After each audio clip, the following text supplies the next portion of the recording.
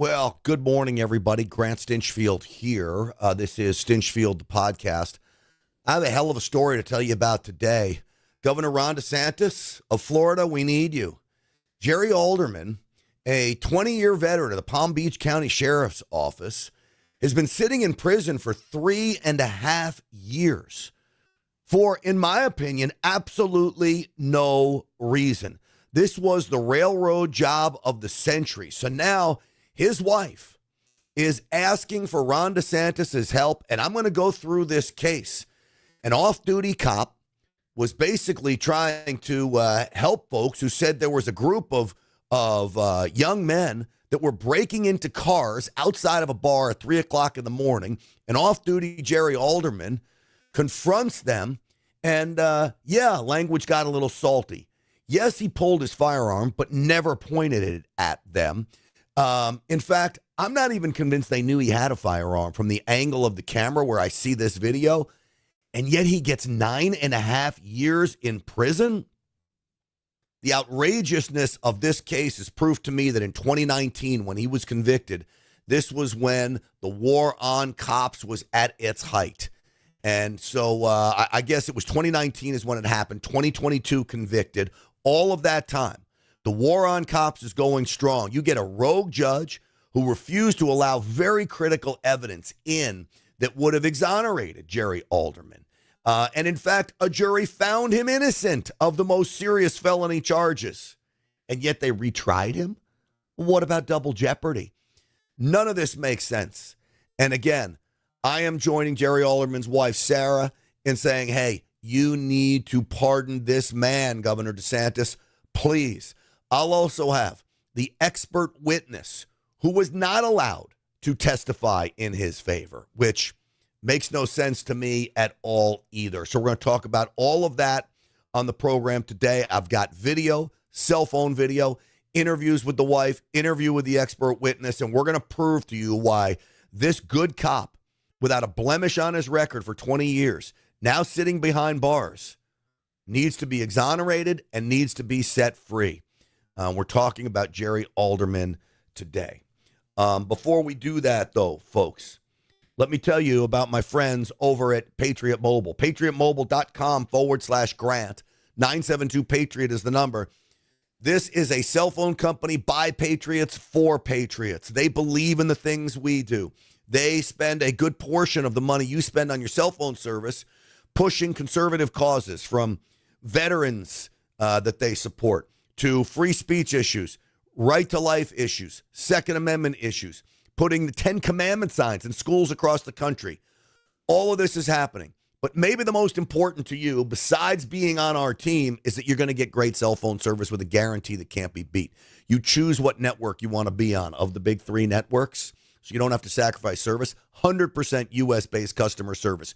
If you're not with Patriot Mobile, folks, I'm telling you, you are part of the problem. Stop funding the woke left. Start funding companies that believe in the things we do. PatriotMobile.com/Grant. Free month service. If you use the promo code Grant 972-PATRIOT, tell them that I sent you. All right, let's get the show started. Uncensored and unapologetic. This is Stinchfield. Here's your host, Grant Stinchfield. All right, welcome everybody. This case of Jerry Alderman, a Palm Beach County Sheriff deputy that got railroaded by a judicial system that's out of control. I believe a prosecutor that hated cops and a judge that went totally rogue, hating cops as well, forcing him to serve 3 consecutive terms, 9.5 years, not serving concurrently, which is vindictive on this judge's part. How we get to the point of a conviction here is beyond me. At the very most, Jerry Alderman maybe could have used some extra training, maybe a suspension, maybe a write-up, not a criminal charge, folks. First, I'm going to show you surveillance video. So I want you to imagine the call comes in here, okay? Call comes in that there's a burglary suspects breaking into cars outside of the bar. They know that Jerry is a cop. So they come in here. That's Jerry talking to the suspects in the car. He believes they're burglary suspects. His senses, spidey senses go up. Turns out one of those suspects in the car was armed. Jerry, at one moment, takes his gun out of his pocket there where you see this. And he pulls his gun out. Now, he always has it in the low ready position. He does not ever point it at these people. At one point, he taps his gun on the car as a warning. Tapping the gun was probably a very bad move here. After that, he de-escalates the situation. He doesn't have backup there. He doesn't have proof that they were breaking into cars other than witnesses saying, hey, they were, possibly even Jerry's car. And so what happens? He walks off, de-escalating the situation. Now, did language get a little salty here? Yes, language got salty. How do we know? Because the people in the car, call them suspects at the time, they have not been charged with anything. And it's amazing as to why they weren't even investigated for the burglaries. It's like they had it out for Jerry. But I'm going to play for you the audio of Jerry approaching the car now. Okay? Here we go. You ever say about it? I'll you back to you. Get the out of here. If I see you downtown again tonight, guess what will happen? What's going to happen? Get the out of here now. What do you think will happen? What do you think? Get the out of here now. We touched this one. What car? All right, so salty language? I would say so. Is that how a cop normally talks to a suspect? Absolutely. He believed there was something wrong with those suspects. Turns out he was right. The suspects were armed, had a firearm with them. You have to establish dominance. That's where the salty language comes in. So let me play this for you with a side-by-side of the surveillance video and what Jerry is saying here, okay? And you'll see. Now, how a jury and a judge agrees with a 9.5-year sentence for this, I have no idea. It really, folks, makes no sense to me at all that this is what they are doing to him. You ever say about it? I'll you back to you. Get the out of here. If I see you downtown again tonight, guess what will happen? What's going to happen? Get the out of here now. What do you think will happen? What do you think? There's the gun. Okay, so right there you see the gun tap on the window. Okay? What do you think? Get the out of here now. Out of here Never now. did he point that firearm at the people in the car. Now again, salty language? Yes. Was it the right move? No. They said he was drunk, and that led to the charges against him as well. Here's the only problem. They never conducted a field sobriety test on Jerry Alderman. You had other cases, too, of cops that got in actual scuffles with people that had no charges and were suspended, that literally violence ensued. Nothing happens here. Now, what did the suspects say when one of the witnesses who goes around filming things in Palm Beach, he says, we're going to get rich after this. You heard him tap it though, didn't you? I heard that. Look at the gun dude. Damn. I'm rich tonight. Damn, rich. Damn, we're going to get rich, he says. So that tells you a little bit about what you need to know. Now, first off, I'm going to play this from the young men who were in the car, that Caprice. This is their lawyer, okay? I want you to hear what their lawyer says, all right? And you've watched the video. Then I want you to listen to their lawyer. They were devastated.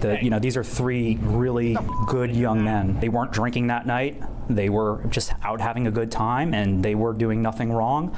And, I can speak for them and say that all three of them were traumatized by this. And, I'm sure they'll have nightmares about it for the rest of their lives. All right. Now, in many respects, even if they're totally innocent, take them at their word. Not drinking, you got the wrong car, shouldn't have yelled at me, all of that stuff. Take them at their word. They're 100% just angels. Jerry doesn't know that at the time. It's 3 o'clock in the morning outside a bar. He's been told by security at the bar and patrons of the bar that there's a group that matches the description of the people in the car that are literally breaking into cars. That's the information Jerry has. That information was not allowed to be entered into court. Why? That's pertinent information if a police officer is doing his job as to what the situation is he's going into. So these are suspects. These are witnesses at the scene that said they were breaking into cars. This is body cam. No, my car's right here, but that truck, you see what that did to that handle? His car is this car? No, right here. So he has an expensive car, so Yeah, look at the handle. The guys, they tried to... Yeah, they did try to break in all these cars. My car's included. That's why I'm like, I was going to leave my car here, but I don't want to now. They did try to break into all these cars, he says. Now, do you believe them? I don't know why you wouldn't believe them. Maybe it's a case of mistaken identity. Fine. Even if it is, Jerry never put anyone's life at risk. He never pointed a gun at anyone. And when it goes to credibility, I want you to listen to one of the young men who was in the car who tells the story of what happened, but it's not what happened at all. He put his gun to my face and said that, I'll shoot all three of you. He pointed the gun at all three of us, too. And said, I'll shoot all three of you, blow your brains out, and there's nothing no one can do about it. Now, that's not what Jerry said. Let me remind you, Jerry didn't say anything close to that. You ever say about it? I'll you back for you. Get the out of here. If I see you downtown again tonight, guess what will happen? What's going to happen? Get the out of here now. What do you think will happen? What do you think? Get the out of here now. We touch this one? What car? So I'll two-bag you, he says. I don't even know what that means. Does it mean I'll kill you? I don't know. Do you think Jerry wanted to shoot and kill those kids? I don't. I think Jerry was trying to de-escalate the situation, get them out of there. Police were not on the way. He went back, got to a safe position, and until cops there could investigate. They don't arrest Jerry until later down the road. They tell him, you got to go to the union's office and sign some papers, and that's where arrest him. They basically set him up for that. Quite frankly, folks, it's a total outrage. Now, I got to speak to the wife, Sarah. I'm going to play that interview for you in just a moment.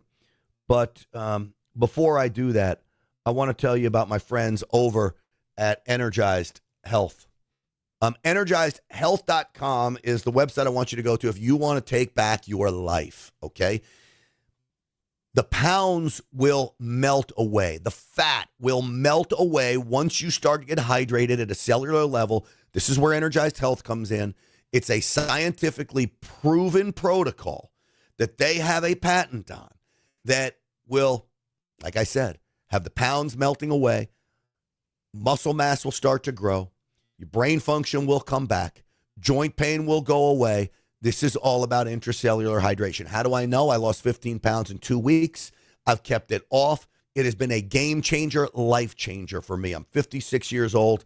I'm so grateful I went through this. It's been a year, and I feel like I'm in some of the best shape of my life.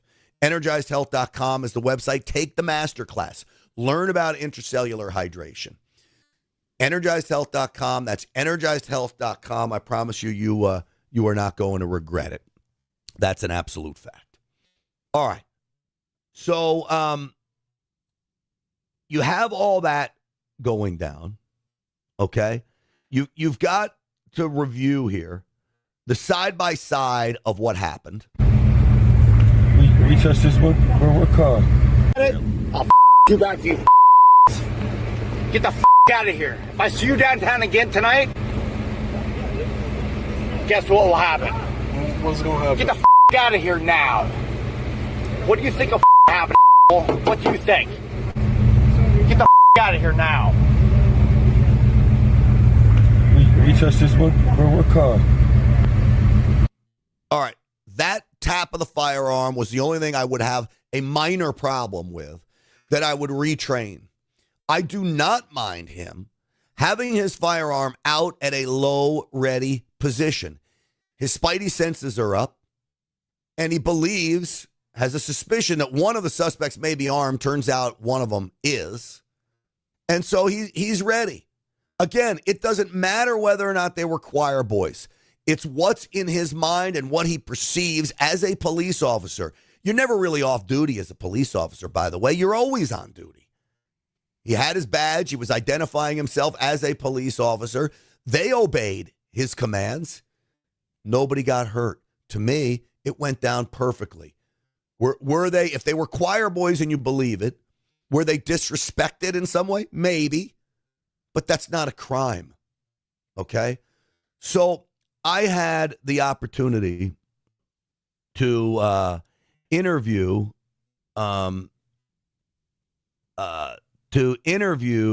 his wife, and I want to get to that interview here in just a moment. As I do, though, I want to look here and make sure that I sent it. Let me see here. Hold on. I'm pretty sure that I did. I got to get it. I'm sorry, guys. I'm sorry. Let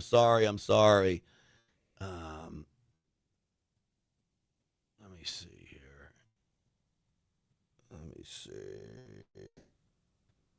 Ay. Let me see.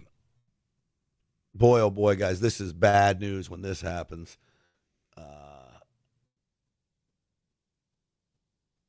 Here we go. I got it. Sorry about that. Okay, this is Sarah Alderman, Jerry's wife, and this is us talking about the case against him. Take a listen.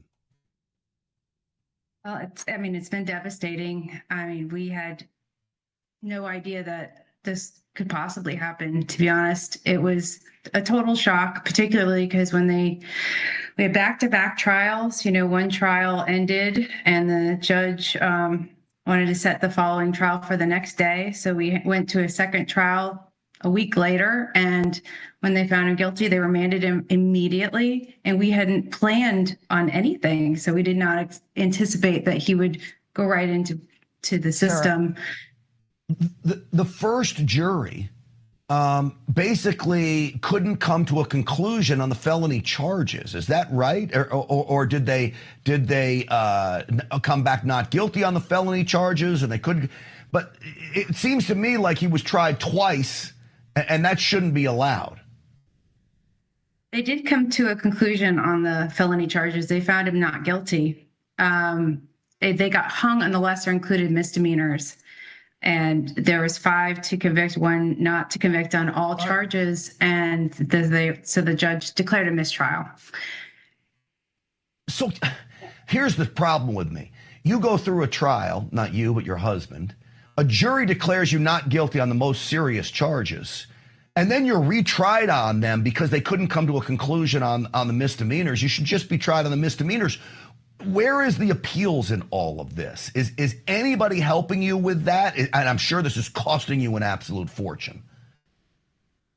Yes, as you mentioned before, losing half of your income, it was a huge blow to us. We've already been through the appeals process. We have, it took 2 years of this time. direct appeal has been exhausted. We did just file some post-conviction relief, but that process will probably take longer than Jerry's entire sentence. The system is very slow, it's inefficient, and less than 1%, I think, of appeals at this point get overturned. I want the crew to put up on the side as Sarah and I talk here, just the surveillance video of the encounter, okay? When we look at the surveillance video here of this encounter, Sarah, am I missing something? Was there something else to all this? Am I not being told something? Because this seems pretty innocuous. A reprimand, maybe. Retraining, maybe. But not criminal charges. I agree. He was told by a known person to him that there was active burglaries happening, and an eyewitness pointed the car out, and he just went into action. He knew that West Palm Beach PD had been notified, and when the eyewitness pointed the car out to him as it was rolling through, he just responded.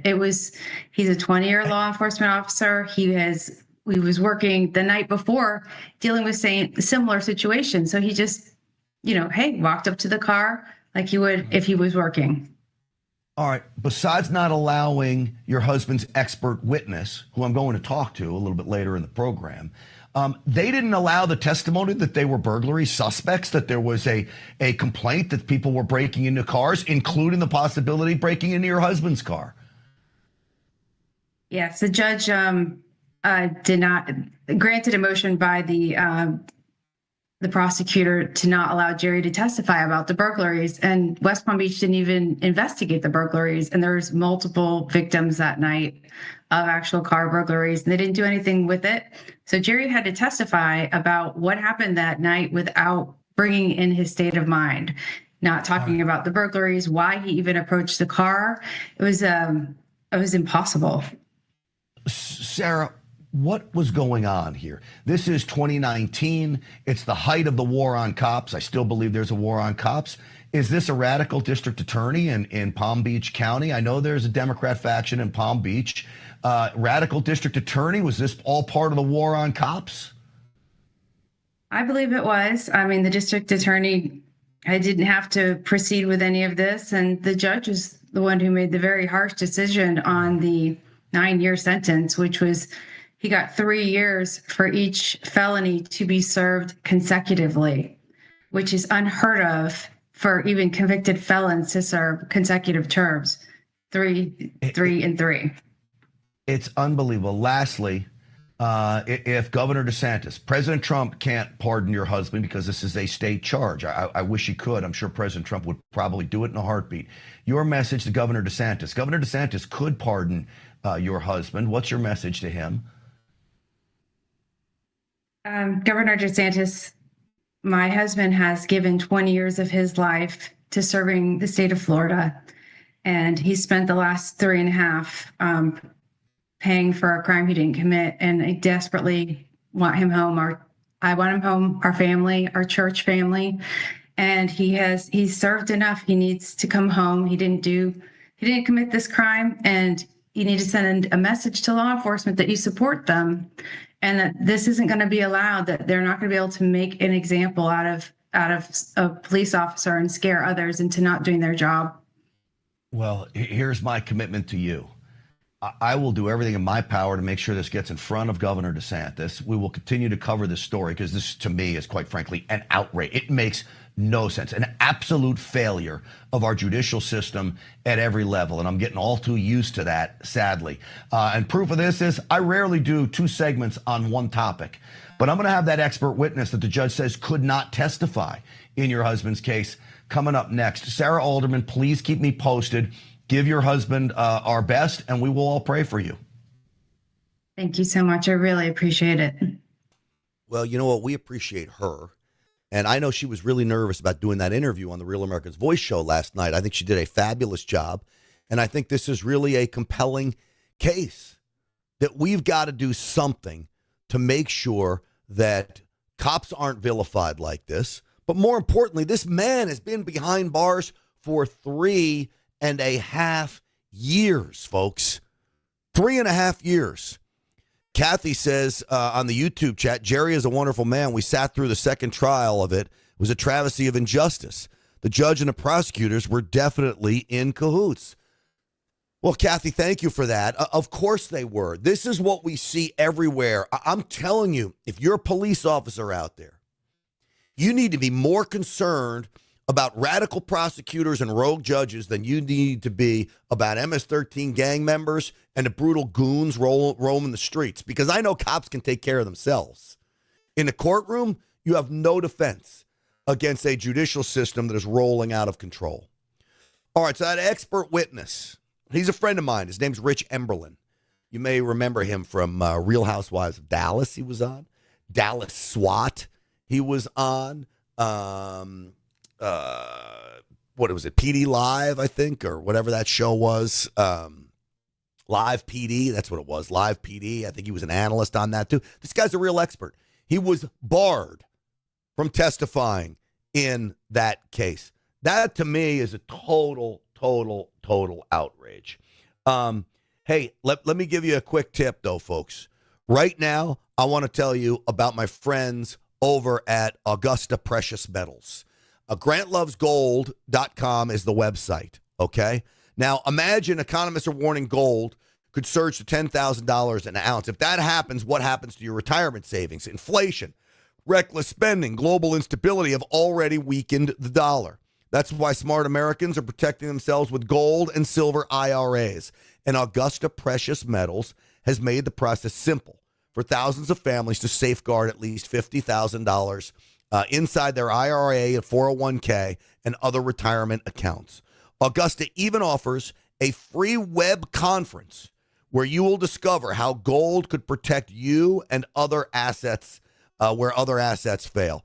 This is why they're Money.com's best overall gold IRA company 4 years running. So visit GrantLovesGold.com, GrantLovesGold.com, or text Grant to 35052. GrantLovesGold.com. The folks at Augusta Precious Metals are great folks. I urge you to take a look at this, too.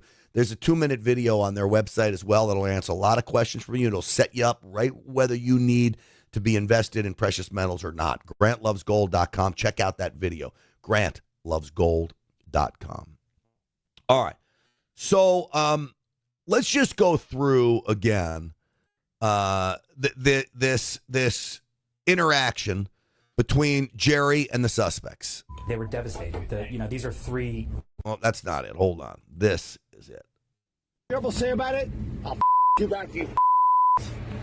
Get the out of here. If I see you downtown again tonight, guess what will happen?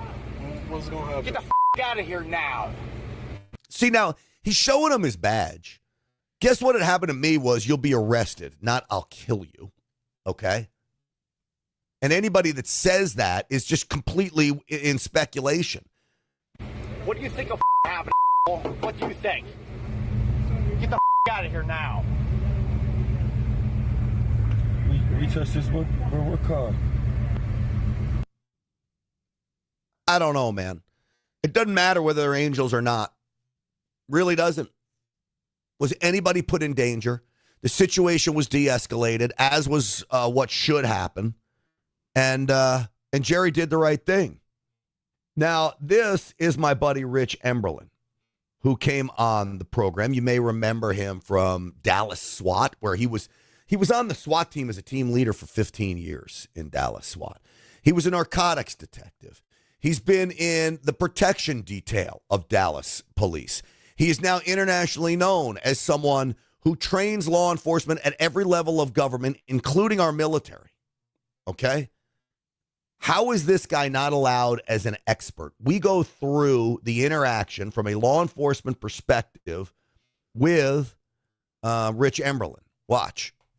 It is the biggest railroad job I've ever seen in my entire career. And I agree with you. Maybe some training, maybe an internal affairs investigation, but he didn't commit any crimes. And he gets hung up on these lesser included offenses. And one of them said he was drunk. Another cop said he wasn't. And they arrest him a week later. and say you were drunk the other day and you were committing 3 aggravated assaults. It just doesn't work out. Was there any field sobriety test done on him to even prove that he was drunk? No nystagmus test, no ABCs backwards, no blood test, nothing. They let him go. All right, let me play the interaction, because maybe if you're a jury and you don't know law enforcement, I've been around cops a lot. You know, I've even trained with you, and salty language is how you control suspects. That's the bottom line. Let me play it, and then you explain to me what he was doing from a tactical perspective here. Careful say about it. I'll you back for you. Get the out of here. If I see you downtown again tonight, guess what will happen? What's going on? Get the out of here now. What do you think will happen? What do you think? Get the out of here now. We touch this one? What car? All right, Rich, take me through from an officer's perspective what's happening here as he's giving those commands. You have to speak the same language that everybody understands. You know, I can't stand it when somebody says, sir, unless they are a real sir. These guys are burglary suspects. And sometimes you got to tell them to get the hell out of here, or even saltier than that. When you start calling people sir and begging them to leave, it makes you look weak, you know, and then they're tactically getting over on you. That was my question here, because I think it is a point of, I believe one of these suspects was found to have a firearm. His senses went up. The driver had a firearm. Jerry's senses went up. Something was wrong here. This is about establishing dominance. Can you take me through that? Yeah, he was attempting to establish dominance, but he did the smartest thing he could do. He de-escalated and just walked away. He was outnumbered. There was another car talking to these guys parked right behind him. Now he's looking at two different things. He's messing with his OODA loop, and he doesn't know what's going to happen. So he just backed away. He went back away. Yeah, I mean, that is de-escalation. He didn't try to get them out of the car. He didn't try to search the car. He's off duty at this point. People came to him for help, by the way, as well. So now he's 9.5 years in. Rich, you were called to testify by the defense on behalf of him to basically say some of the same things you're telling me now for the jury to hear it. Your resume is long. I've known you a long time. You even are a commentator you were on Dallas SWAT and all kinds of stuff. So why did they not let you testify? They never gave a reason. I got all set up to testify, got my suit on, and the judge just looked at me and said he'd strike him. No reason. And later on, they allowed one of the officers from Palm Beach County, or the city, they allowed him to testify on behalf of the prosecution. So tell me why. I have no idea. There was no crimes committed at all. All right. Here's what's really drives me crazy. He's been in prison for 3.5 years now. Where is the outrage? There's no other media outlets are covering this. I don't see this on conservative media. I'm just learning this now 3.5 years later. I wish I learned of it earlier. It seems like a giant cover-up.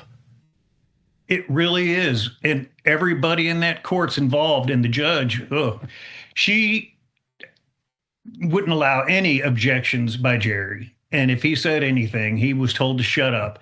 And then he has to testify about the stuff that I would testify to, but he's having to do it himself, and it's just not a good thing to do. And I don't know why it's not getting more attention. It's terrible.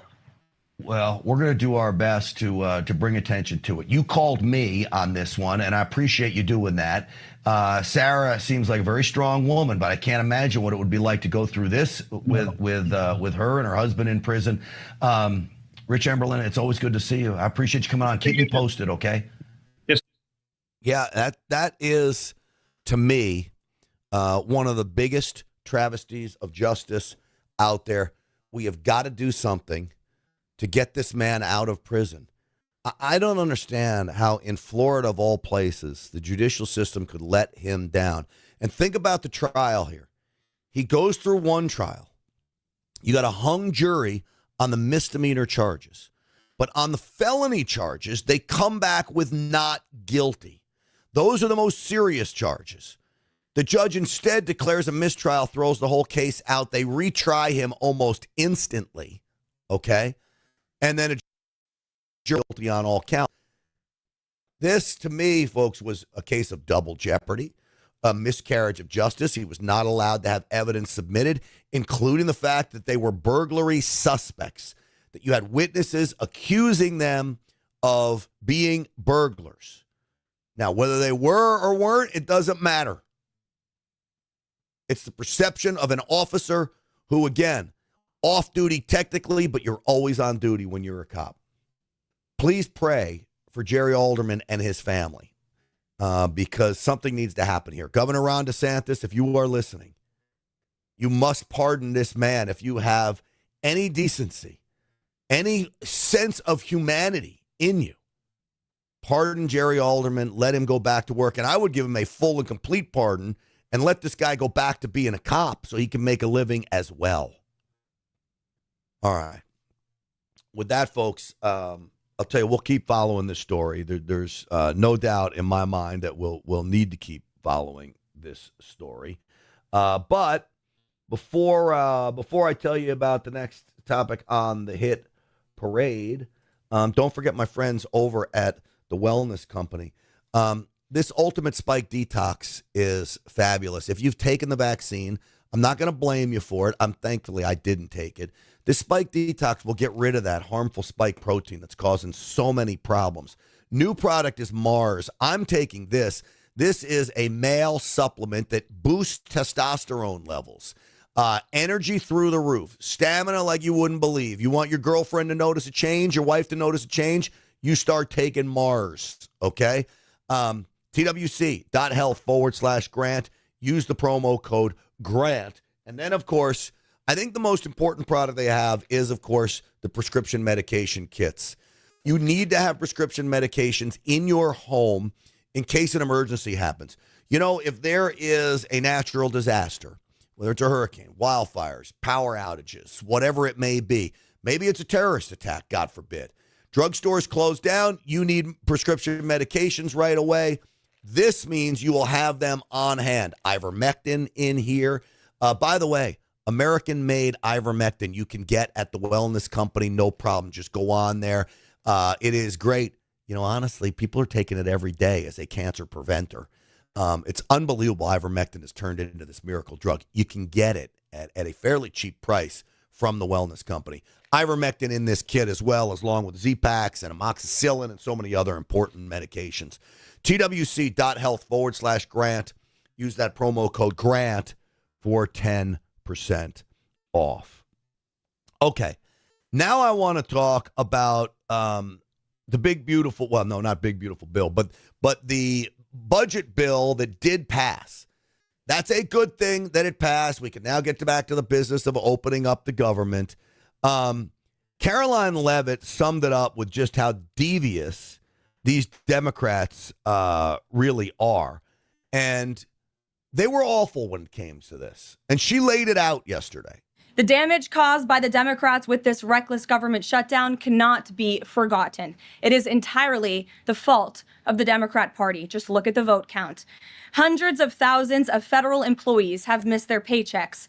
Tens of billions in wages and benefits were withheld, impacting vulnerable families. Millions of low-income Americans missed their SNAP benefits. Nearly 20,000 flights at airports across the country were delayed due to staffing shortages, causing Americans to miss family events, vacations, and work obligations. According to Airlines for America, an estimated 5.2 million travelers have had their flights disrupted over the course of the Democrat shutdown. And our economy has lost billions and billions of dollars in economic activity over the course of this shutdown, hurting consumer sentiment and crushing the travel and hospitality industries. So that from Caroline Leavitt. She nails it. They literally didn't care about the American people. They got nothing out of this. A big, fat, freaking zero, as Stephen Miller points out. And that is a good thing. Well, I think that's a very safe bet, Sean. And I also think that tonight President Trump's going to be very clear. The Democrats got nothing, Sean. They got nothing. Chuck Schumer went to the wall and lost. Hakeem Jeffries went to the wall and lost. Because at the end of the day, they could not convince Americans that we should shut down the government to fund their pet programs, to fund free benefits for illegal aliens, to fund health care for people who shouldn't even be in this country. What's terrifying, though, Sean, to keep hitting on this theme, is that the moderates have been driven out of the Democrat Party. Manchin is gone. Sinema is gone. And everyone in that party understands that if they don't toe the line with the leftists, they'll be driven out too. So we, as a country, we don't have a mainstream Democrat Party. We don't have a moderate Democrat Party. We have a party of crazies and lunatics and radical leftists and open borders nut jobs. That's bad for America. It's bad for the American people. It's bad for the world, Sean. That it is. I can't say it any better than Stephen Miller, who's become such a fabulous voice for the president. And so now we start to move forward. This will be a good thing. But look, we got January 30th coming up. What are we going to do? How are we going to come to a deal? I mean, at least we'll be through the holidays and all that stuff. Maybe we get these airlines turned around. But you think we're going to come to a deal by January 30th? I still say it's time to throw out the filibuster. Scott Bessent on the shutdown. Well, Brian, it's the Democrats tried to stop President Trump. They couldn't stop him in the courts. They couldn't stop him with the mainstream media. So they shut down the government. And they've taken the mask off. Ezra Klein in the New York Times yesterday actually said this was never about health care. This was about President Trump and his totalitarianism. So they were willing to cost the government tens of billions of dollars.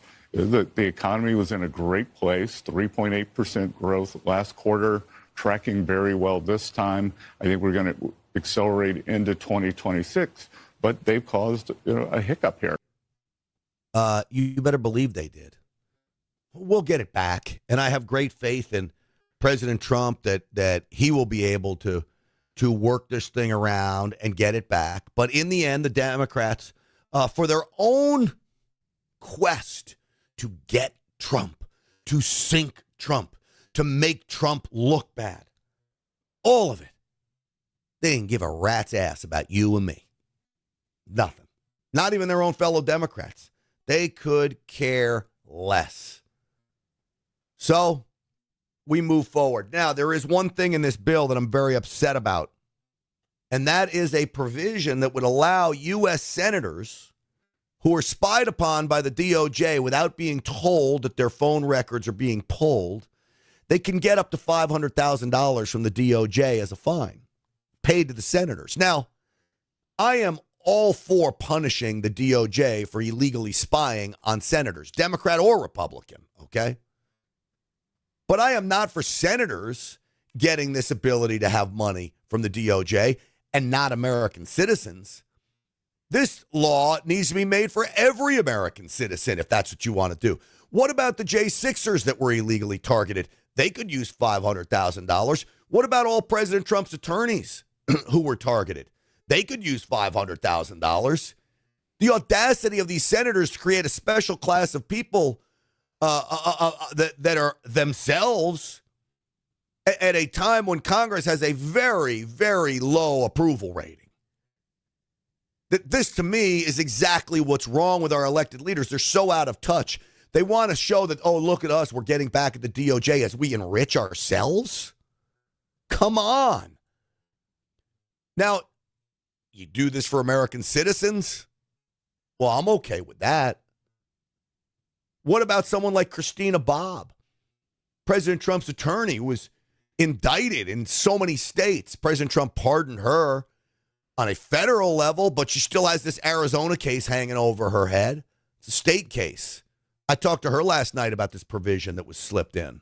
No, not at all. They should be absolutely embarrassed. I don't know where the bill is in the process, but I sure hope that gets stricken. That should not make it through. I mean, if anything, it's bad enough they put it in there, but at least if you're going to write it in, that anybody on the Arctic frost list gets a minimum of $500,000, because what they're basically saying is, oh, the J6ers, the Arctic frost, the electors, all these people, they can go sue in Washington, D.C., and they'll get a fair jury there.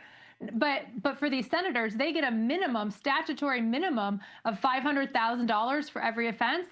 It's not equal. It's not fair. So no, done it in the first place. Got to do it. Include everybody. This reminds me when I was working at the National Rifle Association, a young fire breather Republican comes into Congress. I won't name them. Comes into Congress and wants to introduce a bill that would allow lawmakers to carry firearms inside the Capitol. Now, I'm all for that bill, but I wanted to add another provision that American citizens get to carry firearms inside the Capitol. We get to do that at the Texas State Capitol. We can carry our, as long as we're a law-abiding citizen, we can carry our guns. Why would lawmakers get a special privilege to do that? Yep. It's our house. Yeah, no, you're exactly right. And I hate how right you are. That this just shows that Republicans are out of touch with what Americans and what we're expecting from our lawmakers. I mean, the whole MAGA movement that took over the country in 2024 was all about recognizing the everyday man, the common man, and how Donald Trump and these Republicans, and I think Trump is doing his best to his promises, but these Republicans are going to come into office and represent the people, and it's like, oh, they forgot. You know, this is a pretty bad mistake. Yeah. About as bad a mistake as it gets. And so upsetting to say the least. But again, this is what lawmakers do. This is why we really don't like them. There are some good ones up there, by the way. And that one lawmaker that I mentioned that introduced the bill has now become a very, very good friend of mine. I'm not going to say who they are, but we shall move forward and we shall keep our eyes on every single one of them up there. And again, folks, as I leave you today, pray for Jerry Alderman. Here's the other thing I'd like you to do. Please subscribe to the podcast, like the video, share the video if you can. That's so important to spread the word. I'm looking forward. I'm going to be on the Blaze this afternoon with Sarah Gonzalez on her show Unfiltered. So watch out for that to drop later today. And then Real America's Voice show tonight. We'll have a live report from Brazil where this climate conference is going on. Oh, my Lord. The lunacy coming out of Brazil. We will expose some of that tonight. Mark Morano was live on the ground for us. So we're going to have a good set of shows tonight as we move forward. I'm Grant Stinchfield, Stinchfield 1776. Thank you so much for watching, everybody. We will see you later on the Real America's Voice show. Stinchfield's Army Rolls.